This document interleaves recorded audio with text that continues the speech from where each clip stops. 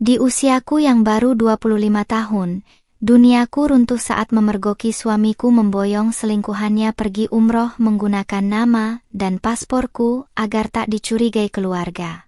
Namun, mereka lupa bahwa seluruh biaya perjalanan itu menggunakan rekening atas namaku.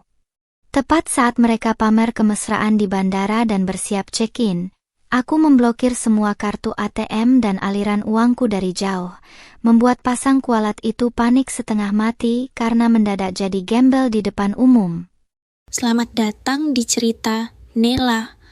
Absen yuk, sahabat dari mana saja nih? Jangan lupa subscribe ya. Bagi yang sudah subscribe, semoga diberi rejeki yang mengalir. Aroma kopi Arabica yang pekat di kedai langgananku biasanya selalu berhasil menenangkan saraf-sarafku yang tegang setelah seharian mengurus laporan keuangan butik, tetapi sore ini, kehangatan itu menguap entah kemana. Ponsel yang diletakkan di atas meja marmer mendadak bergetar tanpa henti, memuntahkan rentetan notifikasi dari aplikasi perbankan yang seketika membuat darahku berdesir hebat. Jantungku serasa dihantam palu gada saat melihat belasan mutasi rekening keluar dalam jumlah fantastis. Semuanya ditransaksikan di loket sebuah agen travel haji dan umroh ternama di ibu kota. Rekening itu adalah tabungan rahasia atas nama pribadiku, hasil keringat dan air mata membesarkan bisnis busana muslimah, yang akses kartu ATM-nya sengaja kupinjamkan kepada Randy minggu lalu dengan alasan untuk keperluan mendesak bisnis proyeknya. Napas tenggorokanku mendadak tercekat, sementara jemariku yang terbalut cincin pernikahan kami mulai gemetar hebat saat membuka aplikasi media sosial yang terhubung dengan akun beberapa kerabat jauh Randy. Di sana, di sebuah unggahan cerita instan yang baru saja dibagikan 5 menit lalu, tampak sebuah foto keluarga besar yang sedang melepas keberangkatan jamaah umroh di ruang tunggu Terminal 3 Bandara Soekarno-Hatta. Di tengah kerumunan yang mengenakan seragam batik hijau marun yang anggun, berdiri suamiku, Randy, dengan senyum paling tulus yang pernah kulihat selama 3 tahun pernikahan kami. Namun, yang membuat duniaku runtuh seketika adalah sosok wanita di sebelahnya, yang jemarinya menggelayut manja di lengan Randy, mengenakan hijab yang senada, dan tersenyum angkuh ke arah kamera seolah dialah ratu di hidup suamiku.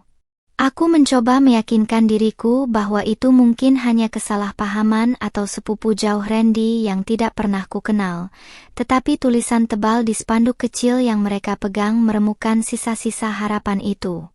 Di sana tertulis dengan jelas ucapan selamat menunaikan ibadah umroh untuk Randy dan namaku sendiri, nama lengkapku yang tertera di kartu tanda penduduk dan pasporku. Otakku berputar cepat, menyusun kepingan-kepingan teka-teki yang selama ini sengaja disembunyikan oleh Randy di balik sikap manis dan pemesanan tiket dinas luar kotanya yang mendadak. Bajingan itu tidak hanya berselingkuh di belakangku, tetapi dia juga memiliki keberanian yang luar biasa jahat untuk memalsukan identitas wanita simpanannya, menggunakan seluruh dokumen resmiku agar keberangkatan haram mereka tidak dicium oleh keluarga besarnya.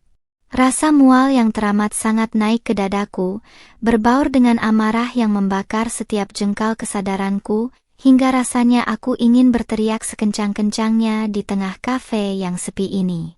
Bagaimana mungkin seorang suami yang setiap malam mencium keningku dan memuji kesalehanku, tega membawa wanita lain ke tanah suci menggunakan uang hasil jerih payah istrinya sendiri? Sambil merapikan lilitan pashmina pastelku yang terasa mencekik leher karena emosi yang meluap, aku menatap layar ponsel dengan pandangan sedingin es, merekam baik-baik wajah wanita menor yang memamerkan senyum kemenangan di samping suamiku. Dia tampak begitu bangga mengenakan gaun seragam umroh yang longgar, sementara tas tangan mewah yang tersampir di pundaknya aku tahu persis dibeli menggunakan kartu kredit yang tagihannya didebit otomatis dari rekeningku. Ingatanku langsung melayang pada kejadian 3 hari lalu, saat Randy dengan wajah memelas meminta pasporku dari dalam laci meja kerja dengan alasan ingin mendaftarkanku untuk program umroh pengganti tahun depan. Aku yang saat itu begitu mempercayainya tanpa ragu menyerahkan buku kecil bersampul hijau tersebut, merasa tersentuh oleh perhatiannya yang kukira adalah bentuk kasih sayang seorang imam rumah tangga. Ternyata, semua itu hanyalah bagian dari skenario busuk yang dia rancang bersama selingkuhannya, agar wanita itu bisa melenggang masuk ke dalam pesawat menggunakan manifest penerbangan atas namaku. Mereka pasti berpikir bahwa rencana ini sangat sempurna, memanfaatkan kesibukanku di butik dan keluguanku yang jarang memeriksa mutasi rekening jika tidak sedang akhir bulan. Aku menyandarkan punggungku ke kursi rotan, memejamkan mata sejenak untuk mengatur napas yang memburu egois, membiarkan air mata kekecewaan luruh satu tetes, sebelum akhirnya kuseka dengan kasar. Aku bukan lagi wanita lemah yang akan menangis terseduh-seduh meratapi nasib di sudut kamar sambil memohon suaminya untuk kembali pulang ke pelukan. Pengkhianatan yang dibungkus dengan kain ihram dan dali ibadah ini adalah batas akhir dari segala kesabaranku yang selama ini selalu mengalah demi menjaga marwah pernikahan kami. Dengan jemari yang kini sudah tenang dan dingin, aku membuka aplikasi perbankan digital, menatap saldo rekeningku yang sudah terkuras hampir 100 juta rupiah demi mendanai perjalanan bulan madu terselubung mereka di tanah suci. Senyum sinis perlahan terukir di sudut bibirku saat menyadari sebuah fakta krusial yang tampaknya dilewatkan oleh pasangan yang sedang mabuk asmara di bandara sana. Randy memegang kartu ATM utama dari rekening bisnisku, tetapi dialah yang lupa bahwa akulah satu-satunya pemilik sah yang memegang kendali penuh atas sistem mobile banking dan pusat panggilan darurat bank tersebut. Segala fasilitas mewah yang mereka nikmati hari ini, mulai dari tiket pesawat kelas bisnis, hotel berbintang 5 yang menghadap langsung ke Ka'bah, hingga uang saku dalam mata uang rial yang ada di dompet Randy, semuanya bersumber dari satu aliran dana yang sama. Aliran dana yang dalam hitungan detik bisa kuhentikan hanya dengan beberapa ketukan ringan di atas layar ponsel pintarku ini. Aku melirik jam tangan perakku, jarum pendek menunjukkan pukul 5 sore, yang berarti pesawat charter yang membawa rombongan jamaah umroh mereka akan mulai melakukan proses check-in akhir dan bagasi dalam waktu 30 menit lagi. Ini adalah waktu yang paling tepat untuk menaburkan racun di tengah pesta kemenangan yang sedang mereka rayakan dengan penuh kepalsuan di sana. Aku sengaja tidak menelepon Randy ataupun mengirimkan pesan caci maki yang hanya akan memberi mereka kesempatan untuk mencari alasan atau meminjam uang darurat kepada kerabat lainnya. Aku ingin kejutan ini datang seperti petir di siang bolong, menghantam harga diri mereka yang setinggi langit tepat di depan petugas bandara dan puluhan pasang mata jemaah lainnya. Dengan keteguhan hati yang sudah bulat, aku memilih menu pengaturan kartu pada aplikasi perbankanku, lalu menekan tombol pemblokiran instan untuk kartu ATM utama dan seluruh kartu debit tambahan yang dibawa oleh Randy.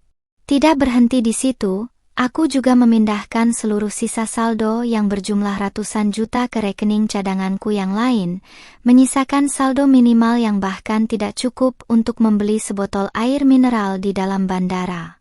Sistem aplikasi langsung memproses permintaanku dengan cepat, memunculkan notifikasi berwarna hijau yang menyatakan bahwa seluruh akses transaksi elektronik atas namaku telah resmi dinonaktifkan untuk sementara waktu demi alasan keamanan.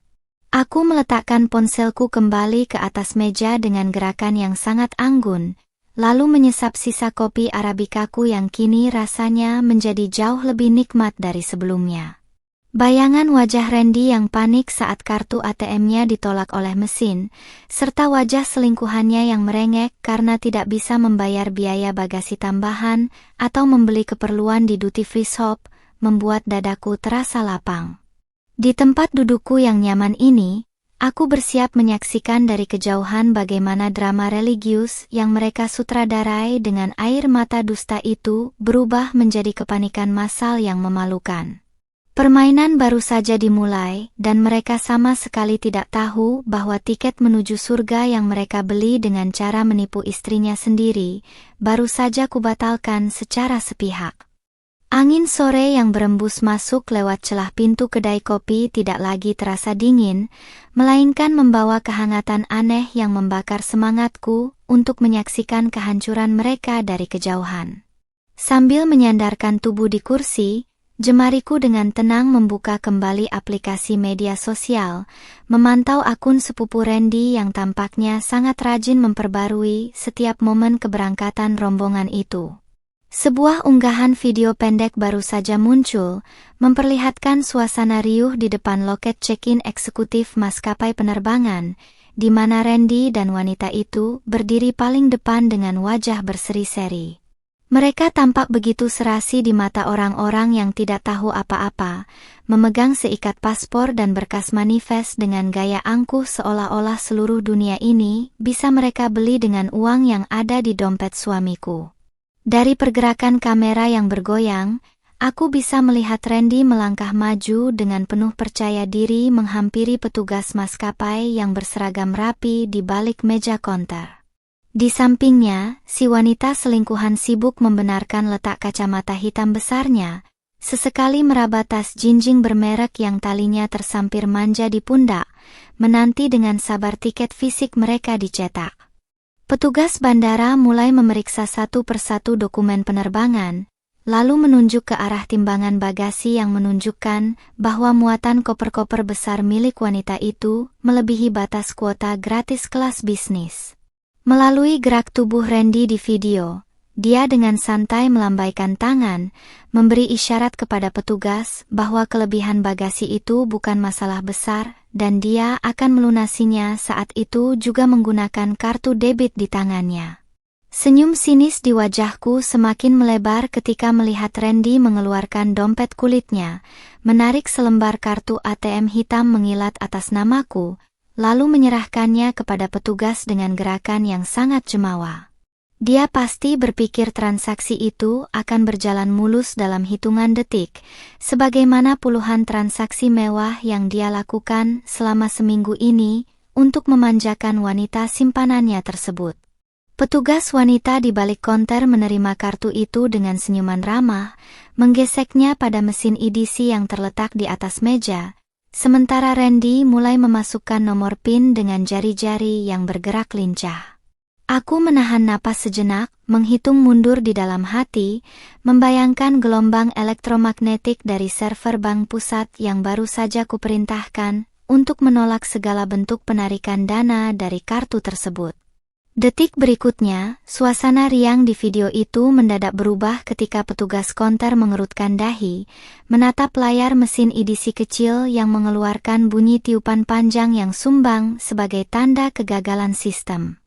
Randy tampak sedikit terkejut, namun dia segera mengumbar senyum maklum, mengibaskan tangannya seolah berkata bahwa mesin itu mungkin sedang mengalami gangguan koneksi internet bandara yang lambat.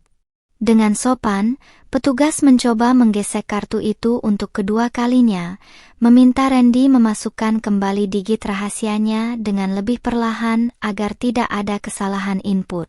Namun, hasil yang keluar tetap sama, sebuah kertas truk kecil keluar dari mesin dengan tulisan tebal berwarna hitam yang menyatakan bahwa kartu tersebut ditolak oleh bank penerbit karena statusnya diblokir. Wajah Randy yang semula cerah dan bersih seketika berubah agak pucat, rona merah kepanikan mulai menjalar dari leher hingga ke ujung telinganya saat petugas menjelaskan bahwa kartu tersebut tidak bisa digunakan sama sekali.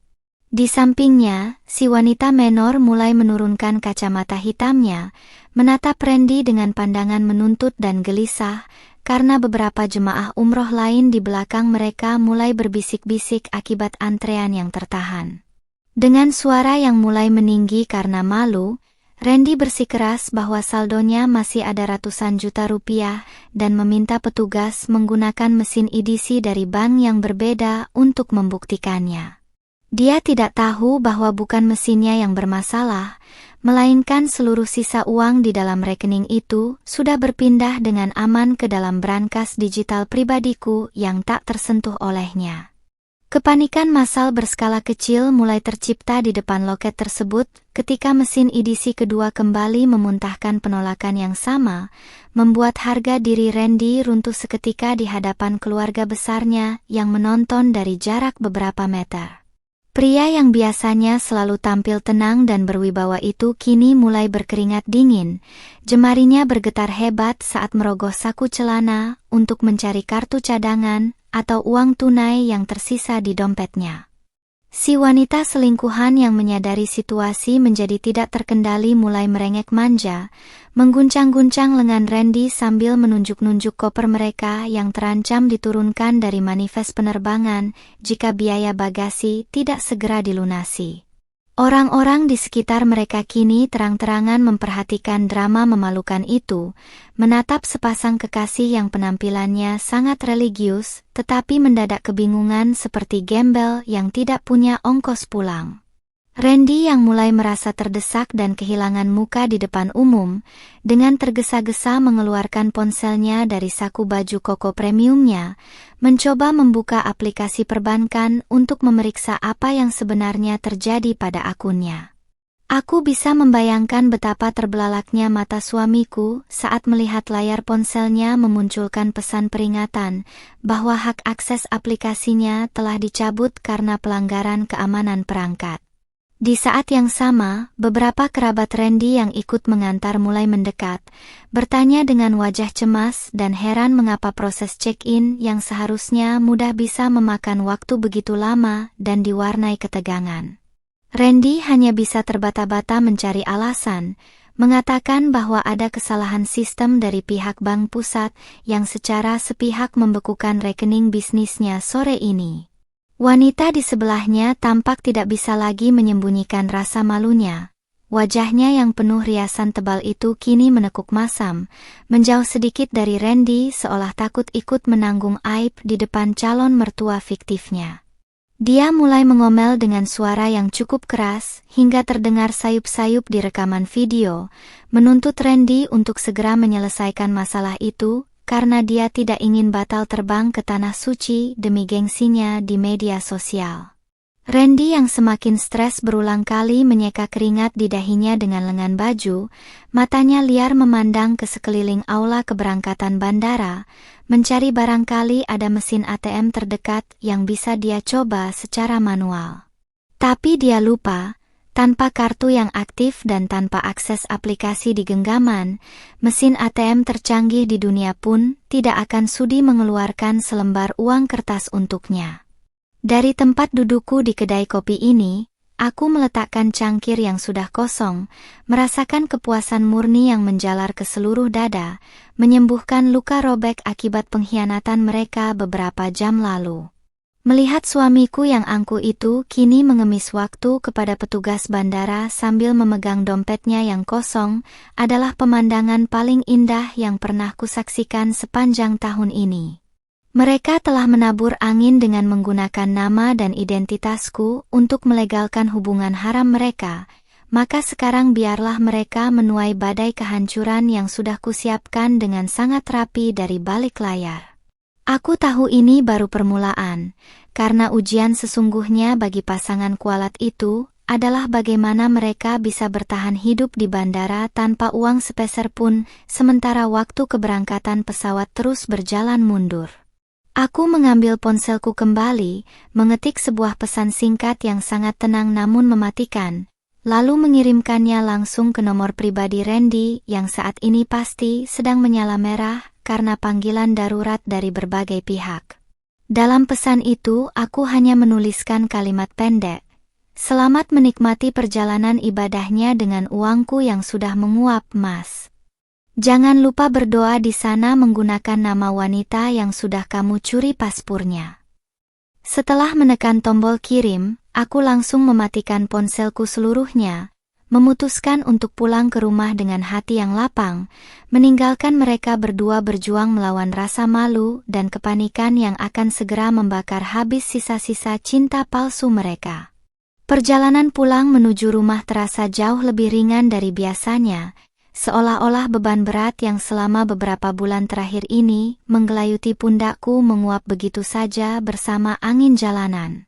Di dalam taksi yang membawaku membelah kemacetan kota, aku hanya menatap lurus ke depan dengan pandangan kosong namun penuh tekad, sama sekali tidak berniat menyalakan kembali ponsel yang sengaja kumatikan sejak dari kedai kopi tadi.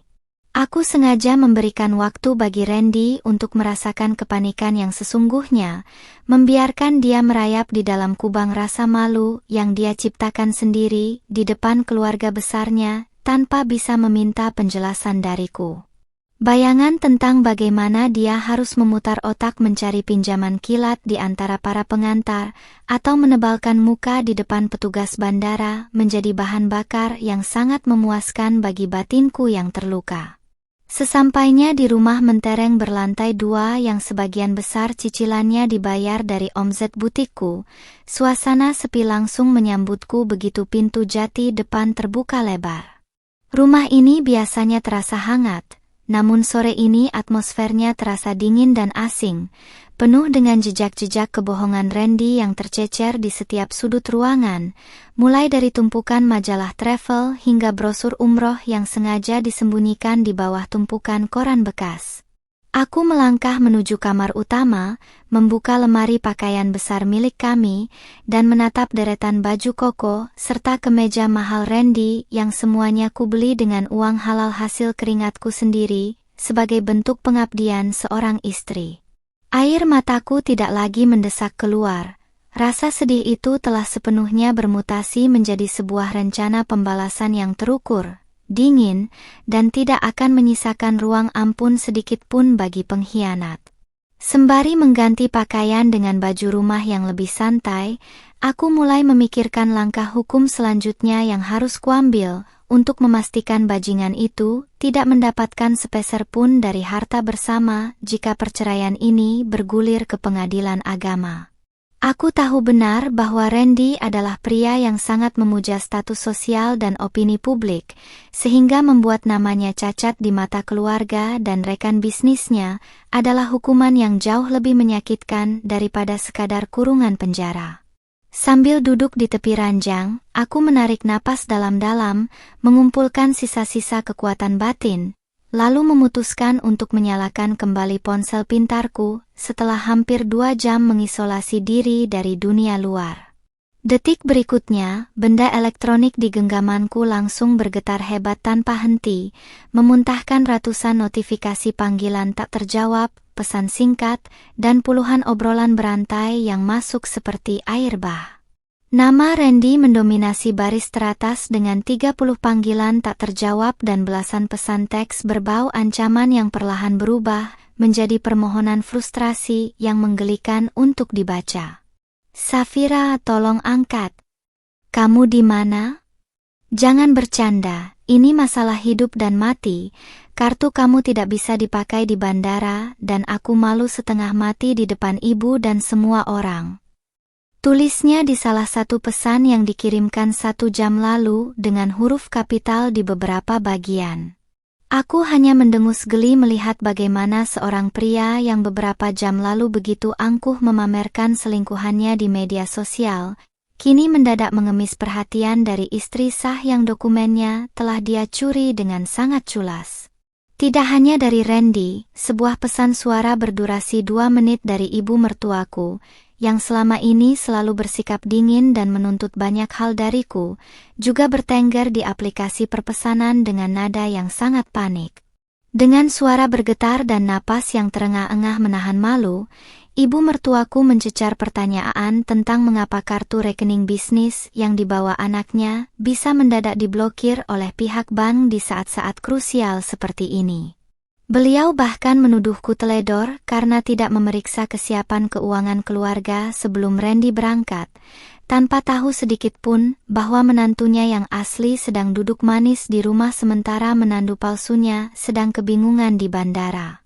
Dari nada suaranya, aku tahu bahwa skenario kebohongan yang dirancang Randy di depan ibunya sendiri kini mulai menunjukkan retakan besar yang tidak bisa lagi ditutupi dengan alasan teknis perbankan. Aku memutuskan untuk tidak membalas satupun pesan dari Randy ataupun ibunya, melainkan beralih membuka grup obrolan keluarga besar suamiku yang biasanya sepi, namun sore ini mendadak sangat bising oleh kiriman foto dan spekulasi.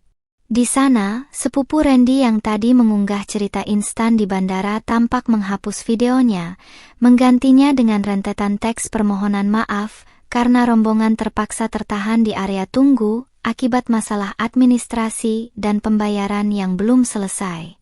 Beberapa anggota keluarga yang berada di luar kota mulai bertanya-tanya dengan heran, pasalnya mereka tahu betul bahwa bisnis butikku sedang maju pesat dan tidak mungkin kekurangan dana hanya untuk membiayai perjalanan ibadah satu orang jemaah.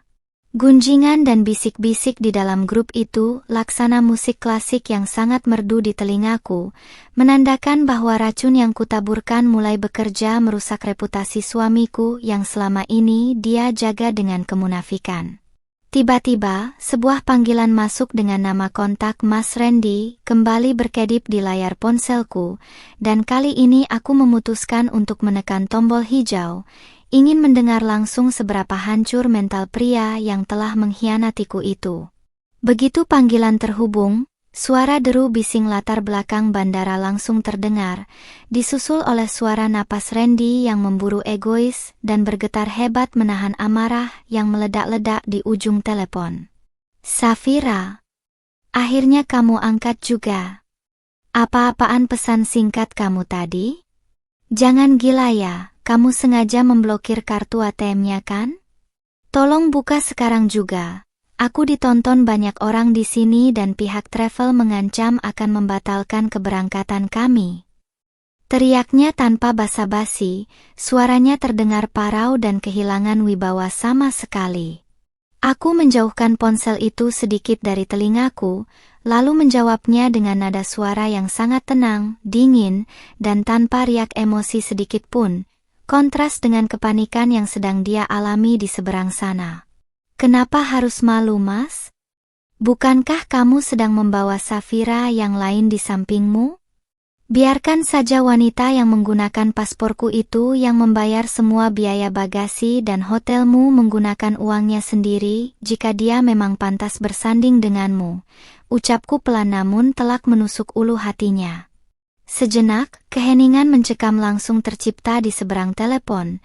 Randy tampaknya sangat syok karena tidak menyangka bahwa kedok busuk yang dia sembunyikan dengan begitu rapi telah terbongkar total olehku dalam waktu yang sangat singkat. Kamu sudah tahu? Tanyanya terbata-bata, suaranya mendadak menciut, kehilangan seluruh keberanian dan keangkuhan yang dia pamerkan beberapa menit lalu di depan konter maskapai penerbangan. Di latar belakang, aku bisa mendengar suara melengking dari selingkuhannya yang mulai menangis histeris, merengek meminta Randy melakukan sesuatu karena petugas bandara sudah mulai memindahkan koper-koper mereka keluar dari barisan antrean check-in. Randy mencoba melembutkan suaranya, beralih menggunakan nada manipulatif yang biasanya dia gunakan jika melakukan kesalahan kecil di rumah, mencoba memohon belas kasihanku demi nama baik keluarga besar yang sedang menonton adegan memalukan itu.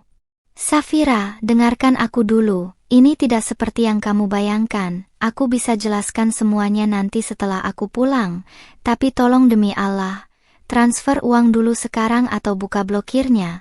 Ibu bisa jantungan kalau tahu masalah yang sebenarnya, pintanya dengan suara mengiba yang terdengar sangat menjijikkan di telingaku. Aku hanya tersenyum dingin menatap langit-langit kamar, lalu memberikan jawaban terakhir yang akan menutup rapat pintu maafku untuknya sebelum memutus sambungan telepon secara sepihak. Pintu tobat mungkin masih terbuka di tanah suci, Mas. Tapi pintu rekening dan pintu rumah ini sudah tertutup selamanya untuk seorang penipu seperti kamu. Selamat menikmati sisa harimu sebagai tontonan gratis di bandara, ucapku tegas, lalu mematikan panggilan dan memblokir nomor teleponnya secara permanen. Setelah memutus sambungan telepon dari Randy, suasana di dalam kamar utamaku kembali hening, namun keheningan kali ini terasa begitu berkuasa. Aku melangkah menuju meja rias, menatap pantulan diriku di cermin besar yang membingkai wajahku dengan jilbab pashmina yang masih terpasang rapi sejak sore tadi. Tidak ada raut penyesalan ataupun ketakutan di wajahku, yang ada hanyalah sepasang mata yang menyala penuh tekad untuk menuntaskan permainan yang baru saja kumulai ini. Sambil melepaskan jarum pentul satu persatu, aku tahu bahwa keputusan memblokir aliran dana itu adalah pukulan telak yang merubuhkan seluruh martabat Randy yang selama ini dia bangun di atas fondasi kemunafikan dan kebohongan yang rapi. Ponsel yang kuletakkan di atas kasur kembali bergetar, namun kali ini bukan nomor Randy yang muncul di layar, melainkan nomor ibu mertuaku, Widya. Aku menarik napas dalam-dalam, menggeser tombol hijau, dan langsung disambut oleh suara histeris yang melengking tinggi, memecah kesunyian kamar dengan rentetan kalimat penuh kepanikan. "Safira, kamu kemana saja sih? Kenapa nomor Randy tidak bisa menghubungimu lagi? Ini bandara heboh sekali. Randy bertengkar dengan petugas travel karena uangnya tidak bisa ditarik, dan wanita yang bersamanya malah menangis menjerit-jerit." Pekik Ibu Widya dengan nada suara yang bergetar hebat antara rasa malu dan kemarahan yang tertahan.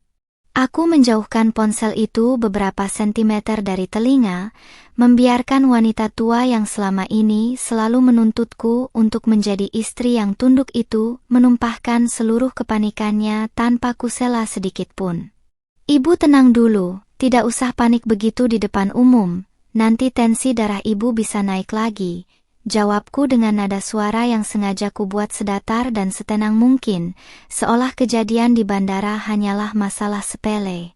Mendengar respons yang begitu santai dariku, Ibu Widya terdengar semakin meradang di seberang sana, napasnya memburu kasar melalui pelantang telepon yang menempel di telinganya. "Bagaimana ibu bisa tenang, Safira? Randy itu mau ibadah, mau pergi umroh.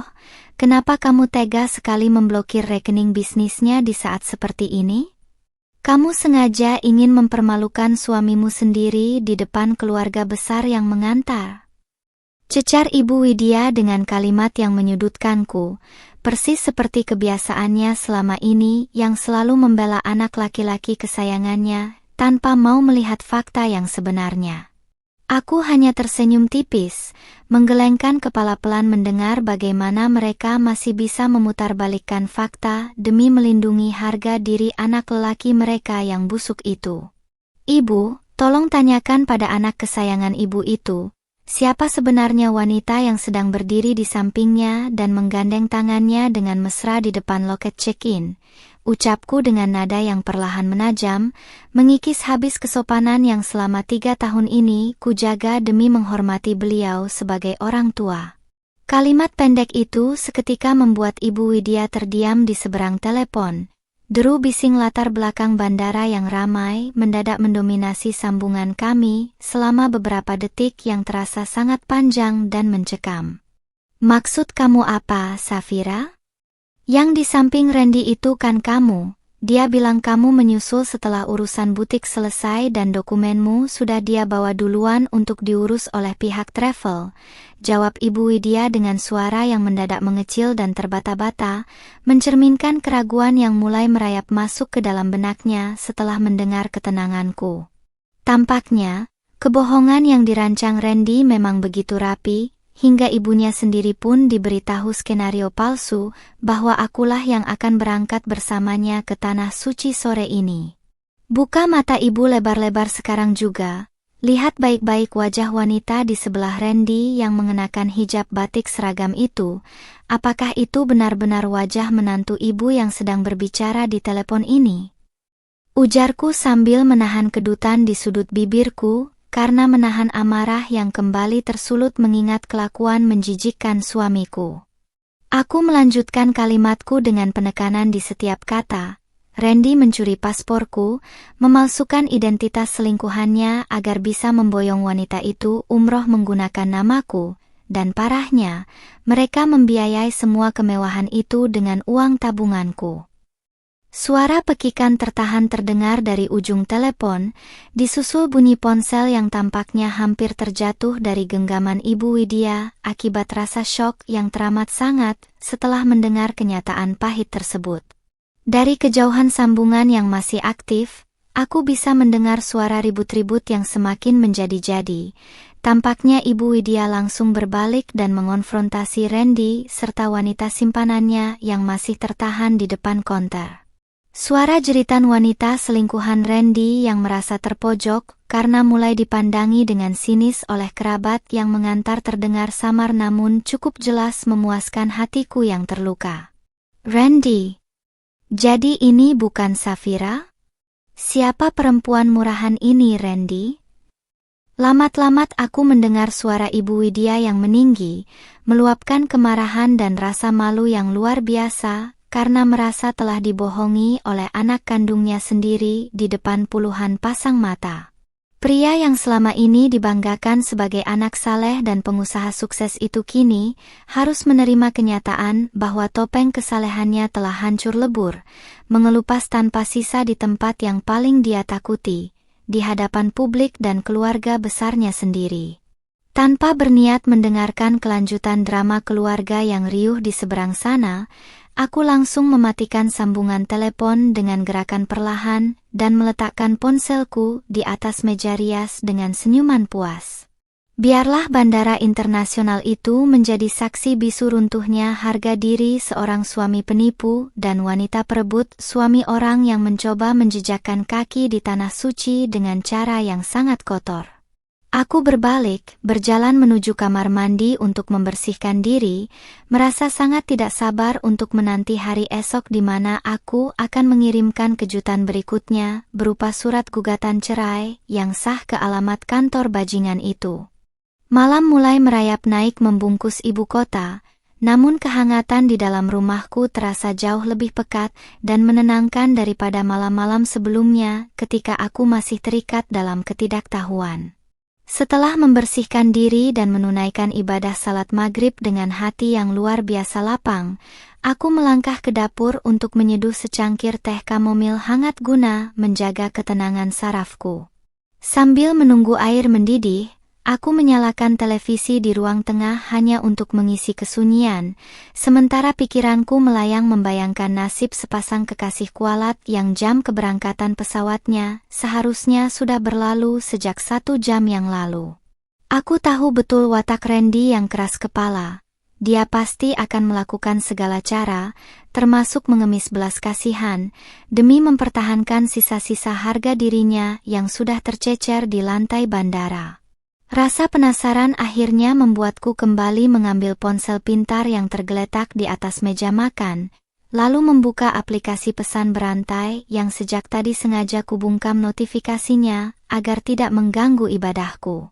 Kejutan yang kusambut sungguh di luar dugaan, karena grup obrolan keluarga besar Randy yang biasanya dipenuhi kutipan ayat-ayat bijak kini telah berubah menjadi medan pertempuran kata-kata yang sangat panas. Salah seorang bibi dari pihak ayah Randy secara terang-terangan mengunggah foto suasana terkini di sudut Terminal 3, memperlihatkan rombongan pengantar yang sebagian besar sudah membubarkan diri dengan wajah masam dan kecewa. Di sudut lain foto itu, tampak Randy sedang duduk bersimpuh di lantai koridor dengan kepala tertunduk dalam, sementara ibunya berdiri di dekatnya sambil bertolak pinggang dengan guratan kemarahan yang tidak bisa disembunyikan. Detik berikutnya, sebuah pesan pribadi masuk dari sepupu Randy yang sejak awal memang tidak terlalu menyukai tabiat angkuh suamiku selama mengelola bisnis keluarga mereka. Melalui pesan teks yang panjang, dia menceritakan dengan detail yang sangat memuaskan bagaimana drama di depan konter check-in tersebut berakhir dengan pembatalan sepihak dari pihak agensi travel karena ketiadaan dana talangan. Randy telah mencoba merayu pihak travel dengan menjaminkan jam tangan mewah dan kunci mobilnya, tetapi regulasi perusahaan yang ketat menolak segala bentuk pembayaran non-tunai di menit-menit terakhir sebelum manifest dikunci. Wanita selingkuhannya yang menyadari bahwa impian pamer kemewahan di media sosial telah kandas, dikabarkan sempat mengamuk dan menuduh Randy sebagai pria miskin yang hanya banyak membual di awal hubungan mereka. Aku menyesap teh kamomilku perlahan, merasakan sensasi kemenangan yang begitu murni mengalir di dalam dadaku saat membaca kalimat demi kalimat dari pesan informan tidak resmi tersebut. Pertengkaran antara Randy dan selingkuhannya di depan Ibu Widya rupanya menjadi tontonan gratis yang sangat memalukan bagi para jemaah lain yang mengantre di area yang sama. Wanita simpanan itu tidak lagi terlihat seperti bidadari anggun seperti di foto profil akunnya. Riasan tebalnya kabarnya luntur oleh air mata frustrasi, dan dia berulang kali memaki Randy karena merasa dijebak dalam situasi yang sangat merendahkan martabatnya. Ibu Widya yang tidak tahan menanggung malu akhirnya memilih pulang menggunakan taksi daring bersama kerabat lainnya, meninggalkan anak lelaki kesayangannya terlunta-lunta tanpa uang sepeser pun.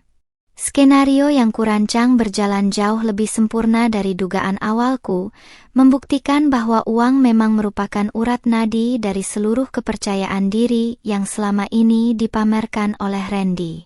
Pria itu selalu merasa bisa mengendalikan segalanya hanya karena dia memegang kartu ATM-ku, menganggap bahwa kebaikan dan kepercayaanku selama ini adalah bentuk kelemahan yang bisa dia eksploitasi sesuka hati. Sekarang, ketika keran fasilitas itu kututup rapat tanpa peringatan, dia tidak lebih dari seorang pria berumur 27 tahun yang tidak punya daya apa-apa untuk sekadar membayar ongkos parkir bandara. Tanpa nama besarku dan tanpa sokongan dana dari butikku, Randy hanyalah sebutir debu yang tidak memiliki nilai tawar di mata dunia luar yang kejam. Ponselku kembali bergetar, menampilkan sebuah nomor asing yang belum pernah kusimpan sebelumnya, namun aku bisa menebak dengan pasti siapa pemilik suara di balik nomor darurat tersebut. Aku menggeser tombol hijau dengan gerakan lambat, lalu menempelkannya ke telinga tanpa mengeluarkan suara sepatah pun, membiarkan keheningan di pihakku menekan mental si penelepon di seberang sana. Benar saja, suara parau dan bergetar milik Randy langsung memenuhi pendengaranku, terdengar begitu rapuh dan kehilangan seluruh sisa kesombongan yang dia miliki beberapa jam lalu. "Safira, ini aku, tolong jangan dimatikan dulu. Aku meminjam ponsel milik petugas kebersihan bandara karena ponselku kehabisan daya," ucapnya dengan nada mengiba yang sangat dalam. Aku menarik napas pendek, lalu menjawabnya dengan nada dingin yang biasa kugunakan saat menegur karyawan butik yang melakukan kesalahan fatal dalam pembukuan keuangan.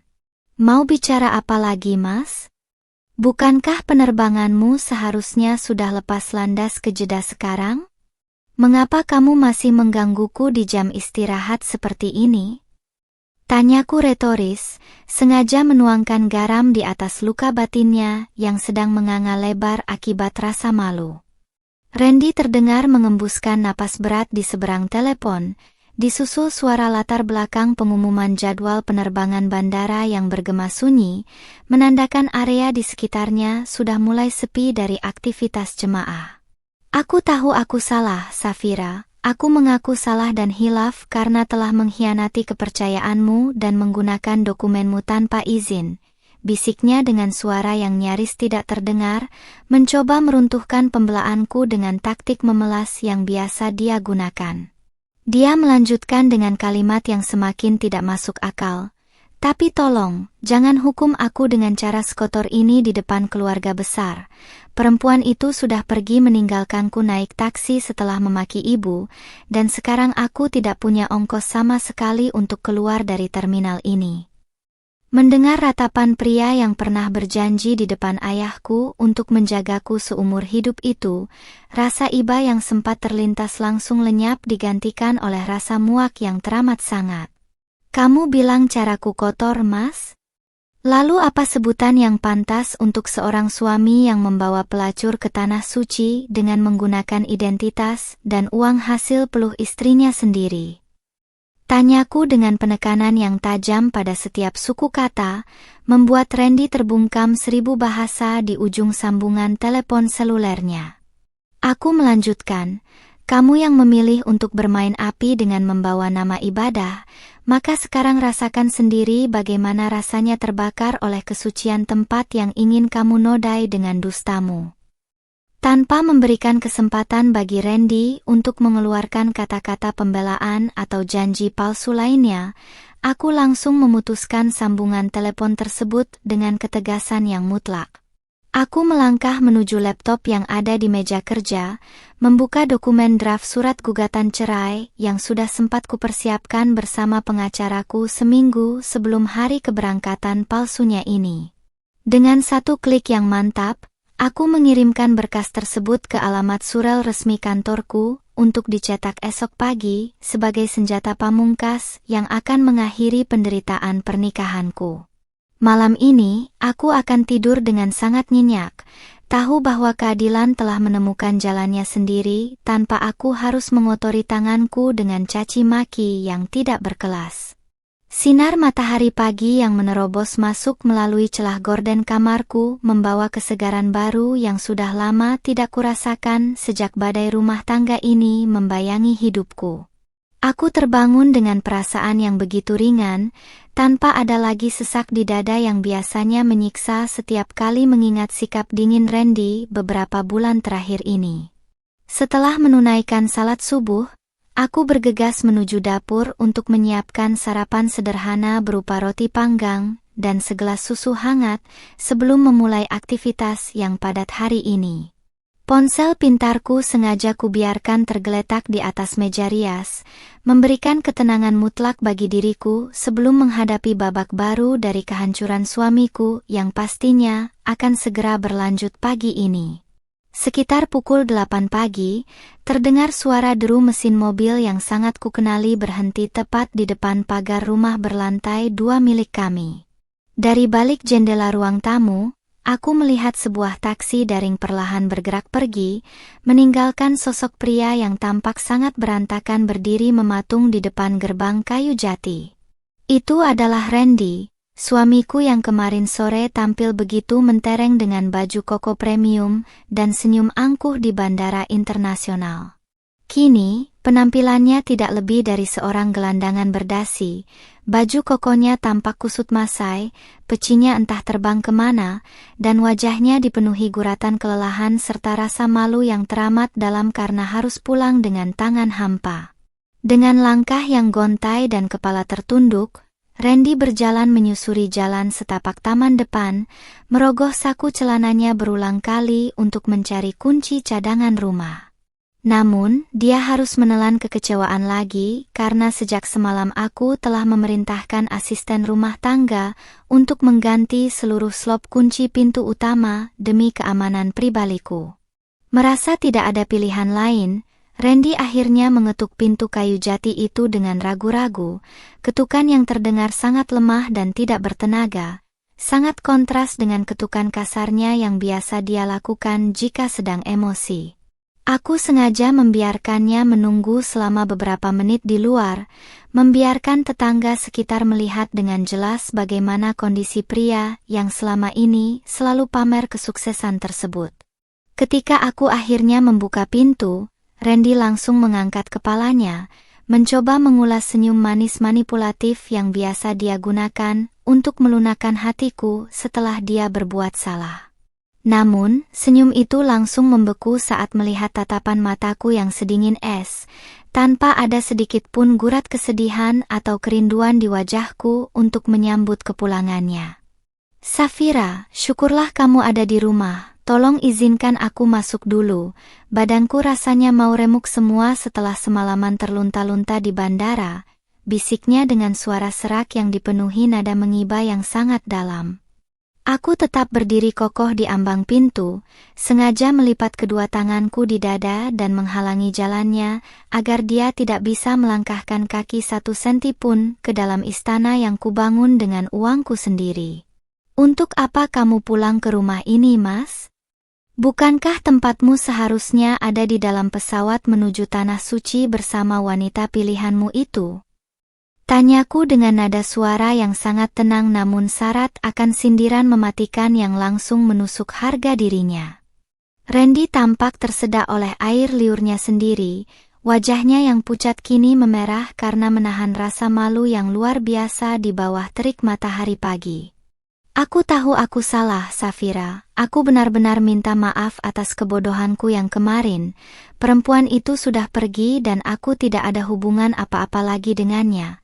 Ucapnya berdusta dengan sangat lancar tanpa ada rasa bersalah sedikit pun di matanya. Dia melanjutkan dengan kalimat yang semakin menjijikkan, "Tolong hargai aku sebagai suamimu. Jangan biarkan para tetangga melihat kita bertengkar di teras seperti ini. Kita bicarakan semuanya di dalam dengan baik-baik demi masa depan pernikahan kita." Mendengar kata pernikahan keluar dari mulut pria yang telah memalsukan identitasku demi melancarkan aksi selingkuhnya, tawa sinis seketika meledak dari bibirku, tawa yang terdengar sangat meremehkan di telinganya.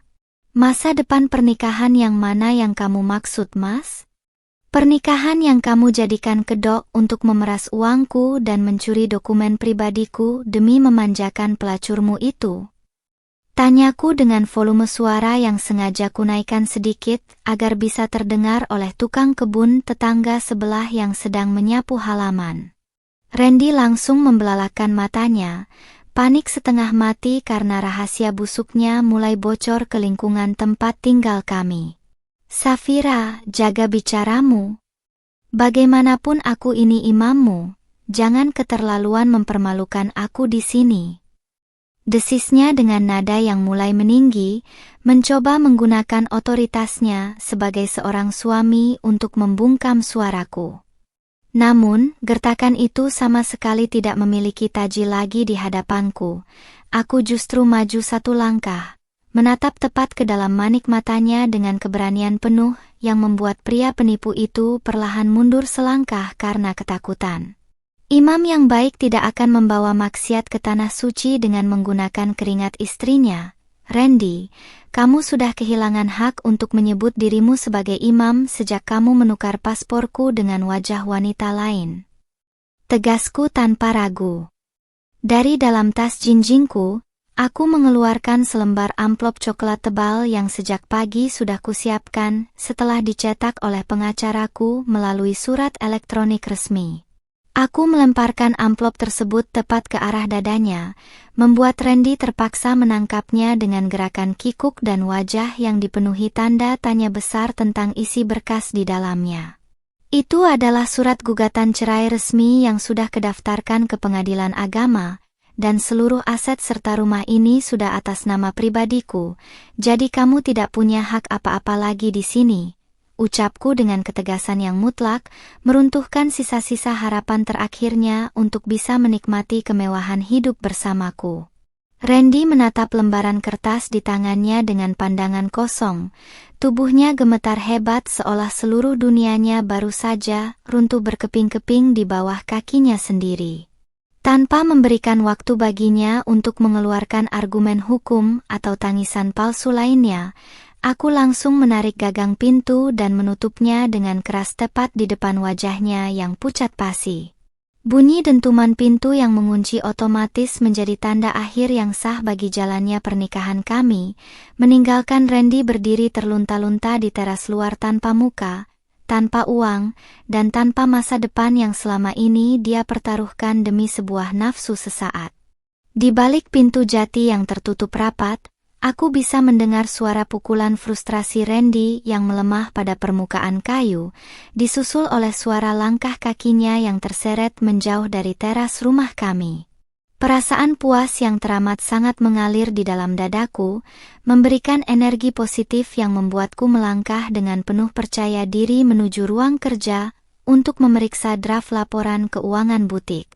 Aku tidak boleh membiarkan drama rumah tangga ini mengganggu stabilitas bisnis yang telah kubangun susah payah. Justru momen inilah yang harus kumanfaatkan untuk mengamankan seluruh aset perusahaan dari jangkauan tangan-tangan serakah keluarga Randy. Sambil menyalakan laptop, aku mengirimkan pesan singkat kepada pengacaraku, menegaskan agar proses pemanggilan sidang pertama dipercepat tanpa perlu ada mediasi yang bertele-tele.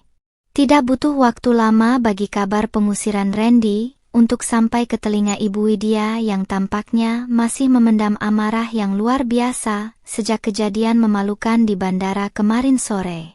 Sekitar pukul 11 siang, sebuah mobil SUV putih milik keluarga besar mereka berhenti dengan kasar di depan pagar rumahku, memunculkan sosok wanita tua itu yang melangkah tergesa-gesa dengan wajah yang memerah padam menahan amarah. Dia tidak lagi datang dengan gaya anggun seorang nyonya besar yang biasanya selalu mendikte cara berpakaianku atau mengkritik menu masakan rumah yang kuhidangkan untuk anaknya. Kali ini, Ibu Widya datang dengan tatapan mata yang menghunus tajam, siap melimpahkan seluruh rasa bersalah atas runtuhnya martabat keluarga mereka kepada pundakku sebagai menantu yang dia anggap durhaka. Begitu aku membukakan pintu, Ibu Widya bahkan tidak memedulikan sopan santun untuk mengucapkan salam, melainkan langsung menerobos masuk ke dalam ruang tamu dengan langkah yang menghentak keras. "Safira, kamu benar-benar sudah keterlaluannya. Randy itu anak laki-lakiku, berani-beraninya kamu melempar surat cerai dan mengusirnya dari rumah ini seperti mengusir binatang." Pekiknya dengan suara yang melengking tinggi, membuat asisten rumah tanggaku ketakutan dan langsung bersembunyi di balik sekat dapur bersih. Aku hanya menatapnya dengan pandangan tenang tanpa riak, lalu duduk di sofa tunggal tanpa berniat mempersilakan wanita tua yang sedang meradang itu untuk ikut duduk di hadapanku. "Ibu Widya yang terhormat, jika ibu datang ke sini hanya untuk berteriak-teriak membela anak ibu yang penipu itu, lebih baik ibu silakan keluar sekarang juga sebelum aku memanggil petugas keamanan perumahan," jawabku dengan nada suara yang sangat rendah namun syarat akan ancaman yang nyata. Mendengar ketegasanku yang tidak goyah sedikit pun, Ibu Widya tampak terkejut. Tubuhnya bergetar hebat antara rasa syok karena pertama kali kulawan dan rasa malu yang masih membekas akibat kunjingan kerabat mereka di grup obrolan. Dia perlahan menurunkan volume suaranya, namun sorot matanya masih memancarkan kebencian yang mendalam terhadap keputusan mandiri yang kuambil tanpa persetujuannya. "Kamu jangan sombong, Safira. Kamu bisa sukses seperti ini juga karena berkah menikah dengan anakku. Randy itu berhak atas setengah dari harta dan rumah ini karena ini dibeli selama kalian membina rumah tangga bersama," tuntut Ibu Widya dengan argumen hukum asal-asalan yang sengaja dia ciptakan demi mengamankan aset properti berharga ini untuk masa depan anaknya. Dia mengira aku adalah wanita lugu yang bisa diintimidasi dengan pasal-pasal harta gono gini, tanpa tahu bahwa seluruh transaksi pembelian rumah dan modal butik didasarkan pada perjanjian pranikah serta pembukuan yang sah atas nama perusahaan pribadiku. Aku menarik sebuah map dokumen hitam dari bawah meja kaca, membukanya perlahan di hadapan Ibu Widya, memperlihatkan lembaran kertas legalitas yang membuktikan bahwa rumah dan tanah ini dibeli menggunakan dana hibah murni dari almarhum ayahku sebelum pernikahan kami berlangsung. "Silakan Ibu baca baik-baik. Tidak ada sepeser pun uang Randy yang tertanam di dalam rumah ini, bahkan sebagian besar isi dompet dan cicilan mobil yang dia pakai sehari-hari adalah hasil subsidi dari keuntungan butikku," ucapku sambil mengetuk ujung jemariku di atas kertas bermeterai tersebut, meruntuhkan argumen keserakahan yang baru saja dia lontarkan dengan begitu percaya diri. Wajah Ibu Widya seketika berubah pucat pasi, matanya bergerak liar membaca baris demi baris dokumen yang mematahkan harapannya untuk bisa menguasai sebagian dari kekayaanku setelah perceraian ini terjadi. Kebohongan Randy selama ini yang selalu mengaku sebagai pemilik saham utama di depan keluarganya kini berbalik menjadi senjata makan tuan yang menghancurkan ekspektasi ibunya sendiri dalam sekejap mata. Wanita tua itu bersandar pada sandaran kursi dengan napas yang memburu, menyadari bahwa posisi anaknya kini benar-benar berada di ujung tanduk tanpa ada celah hukum sedikit pun untuk menuntut kompensasi finansial dariku. "Tapi bagaimanapun kamu tidak bisa membiarkan Randy terlunta-lunta tanpa tempat tinggal, Safira. Dia itu sedang rintisan bisnis baru dan membutuhkan modal besar. Jangan jadi istri yang tidak punya hati nurani," Ucap Ibu Widya dengan nada suara yang perlahan berubah menjadi permohonan manipulatif, mencoba menyentuh sisi kemanusiaanku setelah taktik intimidasinya gagal total. Aku hanya mendengus geli mendengarnya, merasa heran bagaimana mereka masih bisa meminta hati nurani dari seorang istri yang identitasnya telah dicuri secara culas demi melancarkan aksi perselingkuhan di bandara kemarin.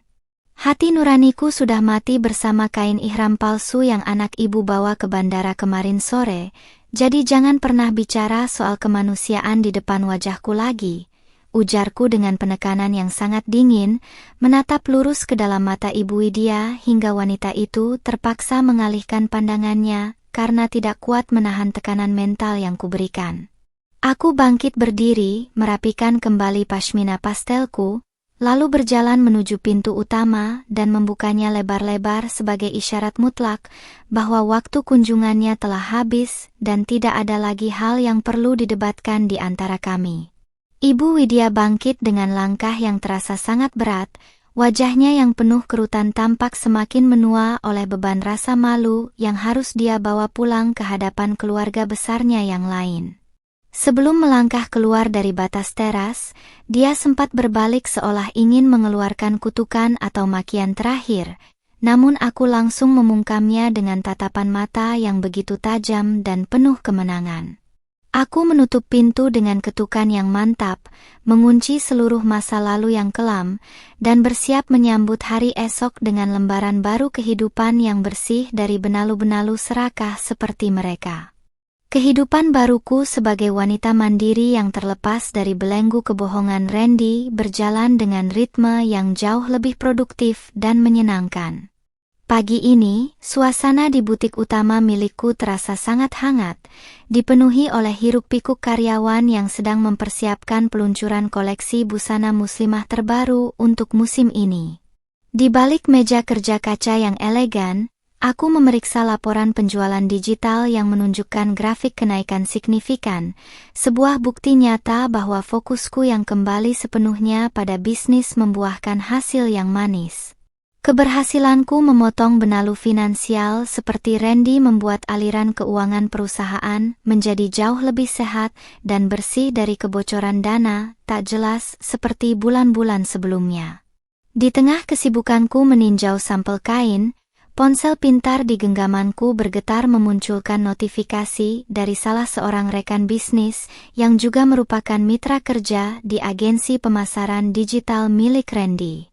Rekan bisnisku itu mengirimkan sebuah tautan artikel berita lokal online yang memuat tajuk utama tentang runtuhnya reputasi sebuah agensi kreatif akibat skandal pribadi sang pemilik. Jantungku tidak berdesir panik, melainkan dipenuhi rasa penasaran yang menggelitik saat membaca bagaimana kelakuan minus Randy di Bandara Internasional beberapa hari lalu kini telah menjadi konsumsi publik yang meluas. Skenario yang semula kupikir hanya akan menjadi konsumsi internal keluarga besar, rupanya telah bocor ke ranah profesional melalui saksi mata yang kebetulan berada di tempat kejadian yang sama. Artikel tersebut menjelaskan secara mendetail tentang seorang pengusaha muda berinisial R yang tertangkap kamera sedang berdebat kusir karena masalah kartu ATM yang diblokir saat hendak membawa selingkuhannya umroh. Meskipun nama lengkapnya disamarkan, foto siluet yang digunakan sangat jelas memperlihatkan perawakan Randy dalam balutan baju koko batik seragam yang gagal terbang hari itu.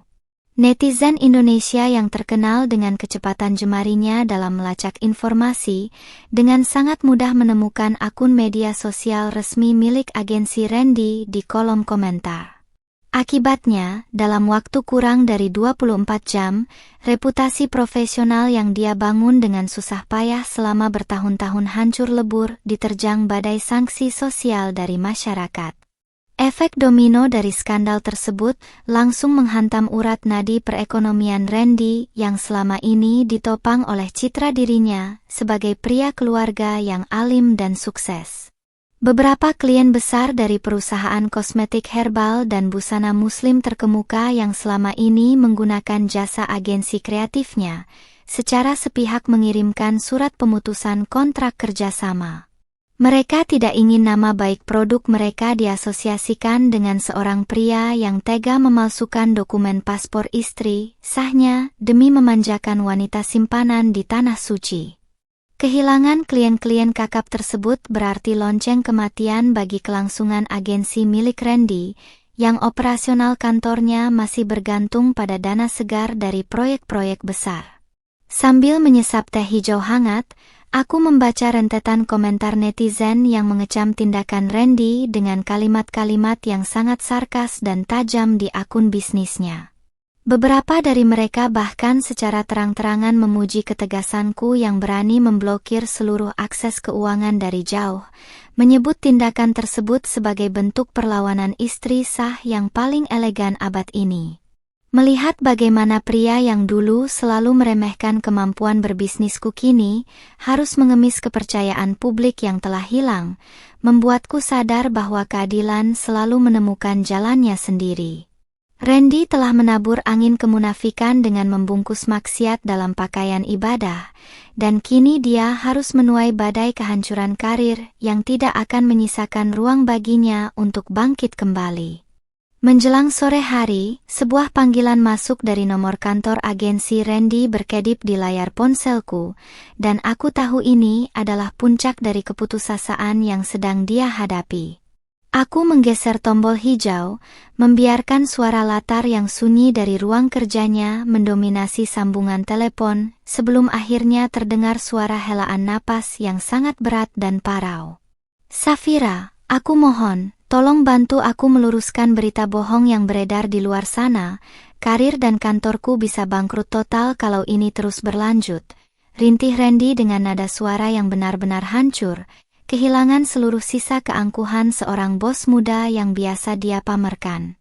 Aku bersandar pada kursi kerjaku, memandangi kuku-kukuku yang terawat rapi dengan senyuman dingin yang terukir jelas di wajahku tanpa dia ketahui di seberang sana.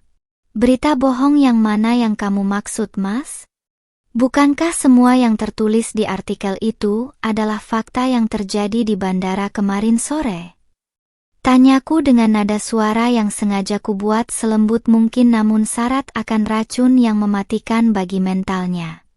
Randy terdengar terisak kecil, sebuah pemandangan langka dari seorang pria yang biasanya selalu meledak-ledak dan menganggap dirinya paling benar dalam setiap perdebatan rumah tangga kami. "Aku mohon Safira, buatlah satu pernyataan singkat di media sosialmu kalau semua ini hanya kesalahpahaman teknis bank dan hubungan kita baik-baik saja. Tolong demi kelangsungan hidup karyawan-karyawanku juga," pintanya dengan kalimat manipulatif yang sengaja membawa-bawa nasib orang lain demi menyelamatkan lehernya sendiri dari jerat kebangkrutan. Dia mengira aku masih bisa disentuh dengan rasa iba. Lupa bahwa hatiku telah sepenuhnya membatu sejak melihat dokumen pasporku disalahgunakan untuk wajah wanita lain di depan konter maskapai penerbangan.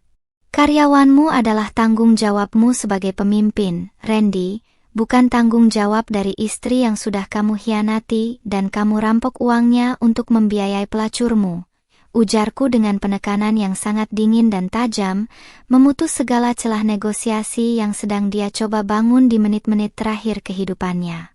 Aku melanjutkan dengan kalimat yang meruntuhkan sisa harapan terakhirnya, "Aku tidak akan mengeluarkan satu kata pun untuk menyelamatkan reputasimu yang busuk itu.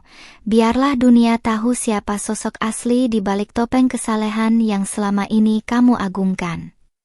Tanpa menunggu tanggapan atau sumpah serapah yang mungkin akan keluar dari mulutnya yang mulai frustrasi, aku langsung mematikan sambungan telepon tersebut dengan ketukan yang mantap.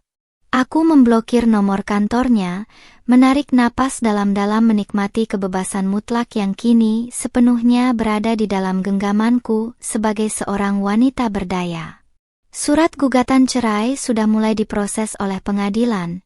Reputasi profesionalnya sudah hancur lebur di mata publik, dan kini aku tinggal duduk manis menyaksikan bagaimana babak akhir dari kehancuran total seorang pengkhianat akan segera selesai dalam waktu dekat. 2 minggu berlalu sejak skandal bandara itu meledak di media sosial, dan atmosfer di dalam butikku terasa semakin menenangkan seiring dengan fokusku yang 100% kembali pada pekerjaan.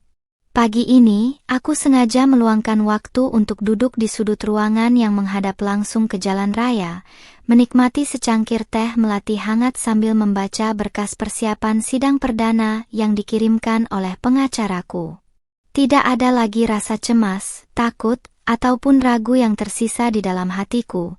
Semuanya telah digantikan oleh keyakinan mutlak bahwa keadilan yang sesungguhnya akan segera ditegakkan di ruang sidang pengadilan agama besok pagi. Dokumen-dokumen pembuktian, mulai dari mutasi rekening, rekaman CCTV bandara yang berhasil didapatkan pengacara, hingga surat pernyataan pemalsuan identitas dari maskapai, sudah tersusun rapi di dalam map hitam di atas mejaku. Di tengah ketenangan itu, asisten pribadi saya melangkah masuk ke ruangan dengan wajah yang sedikit tegang, membawa sebuah kabar bahwa ada seorang wanita yang bersikeras ingin menemuiku di area lobi depan butik. Jantungku tidak berdegir panik saat asistenku menyebutkan ciri-ciri wanita tersebut, yang tak lain adalah selingkuhannya Randy, wanita yang fotonya sempat membuat duniaku runtuh di kedai kopi beberapa waktu lalu. Aku tersenyum tipis, merapikan pashmina pastelku yang membungkus kepala dengan anggun, lalu memerintahkan asistenku untuk membawanya masuk ke ruang kerja pribadiku, agar kami bisa berbicara tanpa terganggu oleh para pelanggan butik. Aku ingin melihat sedalam apa kehancuran yang dialami oleh wanita yang mencoba membangun kebahagiaan di atas air mata istri sah ini. Ketika pintu terbuka, sosok yang melangkah masuk sungguh jauh berbeda dari citra glamor penuh perhiasan emas yang kulihat di unggahan video bandara 2 minggu lalu. Wanita bernama Zalina itu kini tampil dengan wajah yang pucat tanpa riasan tebal. Sorot matanya yang dulu angkuh kini meredup digantikan oleh rasa takut dan kelelahan mental yang teramat sangat. Pakaian yang dikenakannya tampak biasa saja. Tidak ada lagi tas mewah bermerek ataupun perhiasan mencolok yang menghiasi pergelangan tangannya, seolah seluruh kemewahan fiktifnya telah menguap bersama hilangnya aliran dana dari rekening bank pribadiku.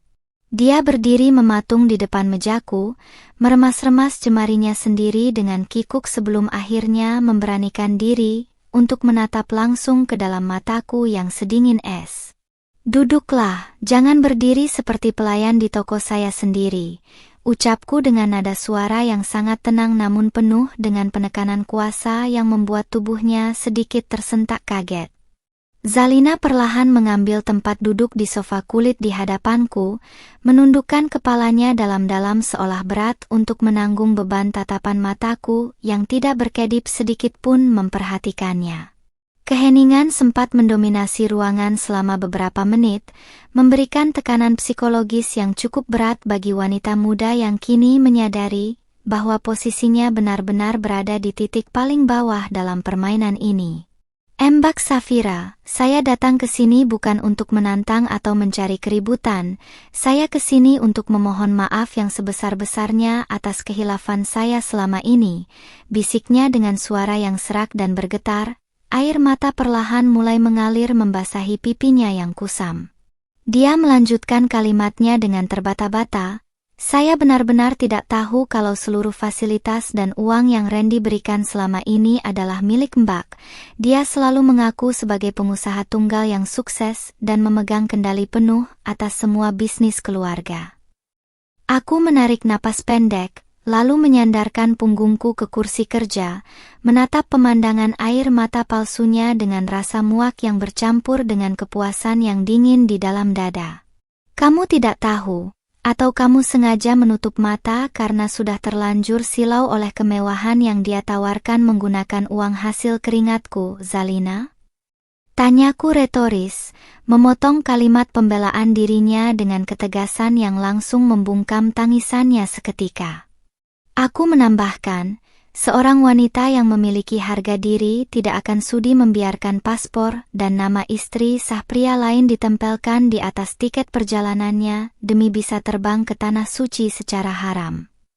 Zalina semakin terisak, menutupi wajahnya dengan kedua belah telapak tangan yang gemetar hebat, menyadari bahwa taktik memelasnya sama sekali tidak mempan untuk melunakkan keteguhan hatiku. Melalui sela-sela tangisnya, dia mulai menceritakan bahwa hubungannya dengan Randy kini sudah hancur total setelah kejadian memalukan di terminal keberangkatan Bandara Internasional hari itu. Randy yang kehilangan seluruh hartanya dan terlilit utang operasional kantor yang membengkak, mulai melimpahkan kemarahannya kepada Zalina, bahkan sempat terjadi pertengkaran fisik yang membuat wanita itu memilih kabur dari kontrakan mewah mereka. Hubungan yang semula mereka anggap sebagai cinta sejati yang romantis, kini telah bermutasi menjadi racun yang saling menghancurkan kehidupan satu sama lain. Sekarang saya dikejar-kejar oleh pihak agensi travel karena Randy menuduh saya yang menghabiskan dana talangan. Nama saya juga rusak di lingkungan tempat tinggal karena video itu viral, Mbak. Ratapnya dengan nada putus asa yang sangat dalam, mencoba mencari perlindungan atau pembelaan dari pihak yang justru menjadi sutradara di balik kehancurannya. Aku hanya memandangnya dengan tatapan kosong, merasa heran bagaimana seorang perebut suami orang bisa seberani ini meminta simpati dari istri sah yang dokumen pribadinya telah dia lecehkan demi kepuasan ego sesaatnya. Semua yang terjadi padamu hari ini adalah buah dari benih yang kamu tanam sendiri bersama Randy, jadi jangan pernah meminta saya untuk ikut menanggung badai yang kalian ciptakan, ujarku sambil bangkit dari kursi, berjalan menuju pintu ruang kerja dan membukanya lebar-lebar sebagai tanda mutlak bahwa pembicaraan kami telah usai. Aku menatapnya dari atas ke bawah dengan pandangan yang sangat meremehkan, lalu berkata, urusanmu dengan Randy adalah urusan kalian berdua. Besok pagi saya akan resmi melepaskan pria penipu itu di pengadilan, jadi silakan ambil sisa-sisa ampasnya jika kamu memang masih berminat padanya. Zalina bangkit dengan langkah yang gontai, menyeka air matanya dengan kasar, lalu melangkah keluar dari ruang kerjaku dengan kepala yang terkulai lemas tanpa sisa harga diri sedikit pun di hadapan para karyawanku. Melihat punggungnya yang menjauh dan menghilang di balik pintu keluar butik, aku mengembuskan napas lega yang teramat sangat, merasakan separuh dari beban masa laluku telah resmi selesai hari ini. Esok hari adalah puncak dari segala perjuanganku, di mana ketukan palu hakim pengadilan agama akan menjadi penutup yang sah bagi lembaran hitam pernikahanku dengan Randy, sekaligus menjadi gerbang awal bagi masa depanku yang jauh lebih bersinar dan penuh martabat. Pagi yang dinanti akhirnya tiba dengan langit yang bersih dan cerah, seolah-olah semesta turut merayakan kebebasan yang sebentar lagi akan resmi berada di dalam genggamanku. Aku berdiri di depan cermin besar ruang tamu, merapikan setelan blazer formal berwarna lavender yang kupadukan dengan hijab pashmina senada, memberikan kesan anggun sekaligus tegas sebagai seorang wanita karir yang siap menjemput keadilan. Tidak ada lagi debaran kecemasan atau ketakutan seperti beberapa minggu lalu. Hari ini, langkah kakiku terasa sangat mantap saat berjalan menuju mobil untuk berangkat ke Pengadilan Agama Jakarta Selatan tempat sidang perdana sekaligus putusan dijadwalkan. Di dalam tas jinjingku, seluruh berkas pembuktian yang disusun oleh pengacara sudah terkunci rapat, siap menjadi saksi bisu runtuhnya kemunafikan pria yang pernah berjanji sehidup semati denganku. Suasana koridor gedung pengadilan tampak ramai oleh hilir mudik orang-orang yang membawa beban masalah masing-masing, namun aku melangkah dengan kepala tegak, didampingi oleh tim pengacaraku yang berjalan dengan penuh percaya diri. Dari kejauhan di ujung bangku tunggu, aku melihat sosok Randy duduk menyendiri dengan kemeja putih yang tampak kelonggaran di tubuhnya yang kini terlihat jauh lebih kurus dari biasanya. Wajahnya yang dulu selalu dipenuhi keangkuhan kini tampak kusam, matanya sayu dengan lingkaran hitam yang menebal, mencerminkan frustrasi berat akibat hancurnya agensi kreatif dan sanksi sosial yang terus menghimpit kehidupannya sehari-hari. Di sampingnya tidak ada lagi Ibu Widya yang biasanya selalu vokal membela, ataupun Zalina yang dulu menggelayut manja. Dia benar-benar sendiri, terlunta-lunta menghadapi badai yang dia ciptakan dengan tangannya sendiri. Ketika petugas pengadilan memanggil nomor urut perkara kami, Randy sempat menatapku dengan pandangan mengiba, seolah berharap ada sedikit keajaiban atau sisa-sisa cinta di mataku yang bisa menggagalkan proses perceraian ini. Namun, aku sengaja melewati sosoknya begitu saja tanpa menoleh sedikit pun, memperlakukannya tak lebih dari orang asing yang kebetulan berada di ruangan yang sama denganku. Begitu kami duduk di hadapan majelis hakim yang dipimpin oleh seorang pria paruh baya berwajah wibawa, atmosfer di dalam ruang sidang mendadak berubah menjadi sangat sakral dan menegangkan bagi Randy.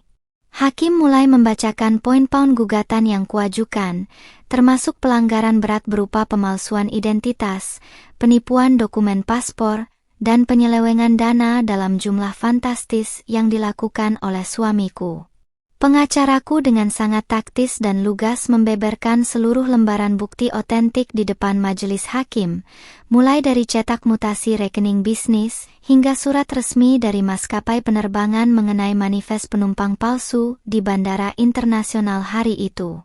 Randy yang diberi kesempatan untuk memberikan pembelaan hanya bisa menunduk dalam. Suaranya tercekat di tenggorokan dan bergetar hebat saat mencoba menyangkal beberapa poin yang dituduhkan kepadanya. Dia tidak bisa berkutik sedikit pun karena seluruh bukti yang kami bawa terlalu kuat dan valid, meruntuhkan semua alibi kebohongan yang sempat dia persiapkan untuk menyelamatkan sisa-sisa harga dirinya di ruang sidang yang dingin ini. Hakim ketua sempat menggeleng-gelengkan kepala perlahan saat memeriksa berkas kasus kami, menunjukkan rasa muak yang tak terbendung atas kelakuan seorang suami yang tega membawa selingkuhan umroh dengan mencuri identitas istri sahnya. Setelah melakukan musyawarah singkat dengan anggota majelis lainnya, Hakim ketua kembali mengetuk meja pembatas, bersiap membacakan putusan akhir yang akan menentukan nasib pernikahan kami yang sudah berada di ambang kehancuran total. Seluruh ruangan mendadak hening, bahkan deru pendingin ruangan pun terasa sunyi, menanti kalimat sakral yang akan membebaskan jiwaku dari belenggu pengkhianatan yang menjijikkan ini. Menyatakan perkawinan antara pengganti, Safira, dengan tergugat, Randy, putus karena perceraian dengan segala akibat hukumnya, ucap hakim ketua dengan suara yang lantang dan tegas menggema di setiap sudut ruang sidang pengadilan agama. Tok, tok, tok. Ketukan palu hakim sebanyak 3 kali bergema laksana melodi kemenangan yang paling indah yang pernah kudengar sepanjang hidupku, seketika meruntuhkan seluruh statusku sebagai istri dari seorang pria penipu. Bersamaan dengan ketukan palu tersebut, air mata kelegaan yang sejak tadi kutahan akhirnya luruh juga, bukan karena rasa sedih, melainkan karena rasa syukur yang teramat dalam atas kebebasan murni yang kini resmi menjadi milikku kembali. Tidak hanya mengabulkan gugatan cerai, majelis hakim juga menolak seluruh tuntutan nafkah mut'ah dan pembagian harta gonogini yang sempat diajukan oleh pengacara Randy secara sepihak pada persidangan sebelumnya. Berdasarkan perjanjian pranikah dan bukti kepemilikan aset yang sah, hakim memutuskan bahwa seluruh properti, rumah berlantai 2, dan bisnis butik busana muslimah adalah hak mutlak milikku yang tidak boleh diganggu-gugat oleh pihak tergugat. Randy yang mendengar putusan tersebut tampak lemas, tubuhnya merosot di kursi sidang dengan pandangan kosong, menyadari bahwa dia keluar dari pernikahan ini dengan status sebagai seorang gembel yang tidak memiliki apa-apa lagi di dunia ini. Setelah persidangan ditutup, aku bangkit berdiri dengan anggun, menyalami tim pengacaraku yang telah bekerja keras memastikan kemenangan mutlak ini berada di tangan kami tanpa ada celah sedikit pun bagi lawan.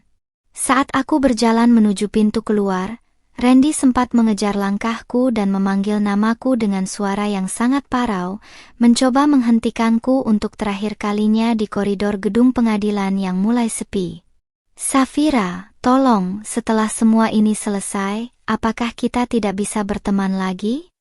Aku benar-benar hancur, tidak punya rumah dan kantorku resmi ditutup minggu ini, rintihnya dengan wajah penuh penyesalan yang terlambat.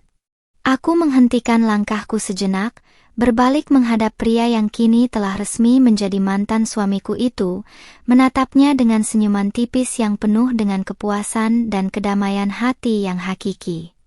Hubungan kita sudah selesai dan mati di bandara 2 minggu lalu, Randy.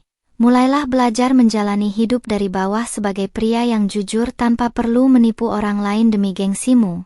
Ucapku tenang namun sangat telak menghantam sisa harga dirinya yang terakhir sebelum aku berbalik meninggalkan sosoknya yang mematung di koridor. Aku tidak menaruh dendam lagi padanya, karena melihatnya membayar tunai seluruh perbuatannya di dunia ini, sudah lebih dari cukup untuk memulihkan seluruh luka batin yang pernah dia torehkan. Langkah kakiku keluar dari gedung pengadilan disambut oleh embusan angin siang yang hangat dan menyegarkan, membawa aroma kebebasan yang seutuhnya ke dalam hidupku yang baru. Di dalam mobil yang bergerak membelah jalanan ibu kota, aku menatap lurus ke depan dengan senyuman lebar, siap mendedikasikan seluruh energi dan waktuku untuk membesarkan bisnis butik yang kini berkembang pesat tanpa ada lagi benalu yang menggerogotinya. Drama religius penuh kepalsuan yang dirancang oleh Randy dan selingkuhannya kini telah resmi berakhir dengan mereka sebagai pecundang sejati, sementara aku melangkah maju sebagai pemenang utama di dalam lembaran hidupku yang baru, bersih, dan penuh dengan martabat.